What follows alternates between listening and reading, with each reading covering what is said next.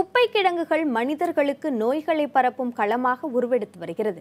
சென்னை புறநகர் பகுதியான சிட்லப்பாக்கத்தில் உருவாகியுள்ள குப்பை கிடங்கு அப்பகுதி மக்களை அச்சத்தில் ஆழ்த்தியுள்ளது.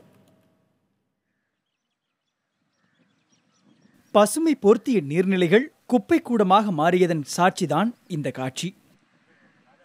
சென்னை அடுத்த தாம்பரத்தை ஒட்டியுள்ள பகுதி சிட்லப்பாக்கம்.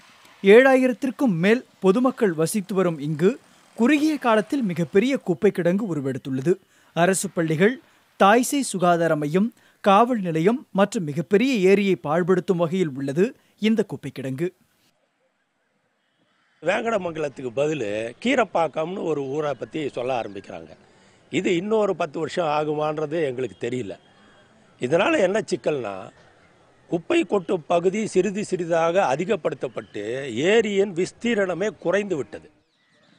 தொடர்ந்து இந்த பகுதியில் குப்பை கொட்டுவதால் துர்நாற்றம் வீசுவதோடு நோய் தொற்று அபாயமும் ஏற்பட்டுள்ளது. குப்பைகளை எரிப்பதால் அதன் அருகே உள்ள அரசு பள்ளியில் படிக்கும் மாணவர்கள் சுவாச கோளாறு மற்றும் தோல் வியாதிகளால் பாதிக்கப்படுகின்றனர். ஸ்கூல் பக்கத்தை தான் இந்த குப்பையை கொட்டிக்கிட்டு இருக்காங்க. இந்த குப்பையுடைய துர்நாற்றம் இன்றைக்கி ஸ்கூல் பசங்க ஸ்கூல் ஒர்க்கிங் டேஸில் அவங்க இன்னேல் பண்ணுறாங்க. அதனால் அவங்களுக்கு சுகாதார பிரச்சனைகள் வருது. ஆஸ்துமா போன்ற பல்வேறு வியாதிகள் மக்கள் ரொம்ப கஷ்டப்படுறாங்க. அந்த ஸ்டூடெண்ட்ஸ் ரொம்ப கஷ்டப்படுறாங்க. அருகாமையில் ஒரு பப்ளிக் ஹெல்த் சென்டர் இங்கே இருக்குது.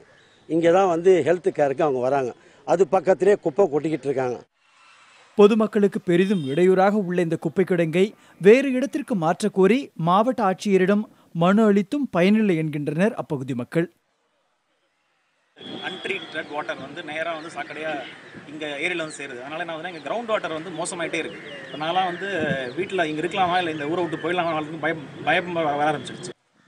சுகாதாரம், குடிநீர், மாணவர்களின் எதிர்காலத்திற்கு அச்சுறுத்தலாக உள்ள இந்த குப்பை கிடங்கை வேறு இடத்திற்கு மாற்ற வேண்டும் என்பதே அப்பகுதி மக்களின் பிரதான கோரிக்கை. புதிய தலைமுறைக்காக செய்தியாளர் சங்கர்.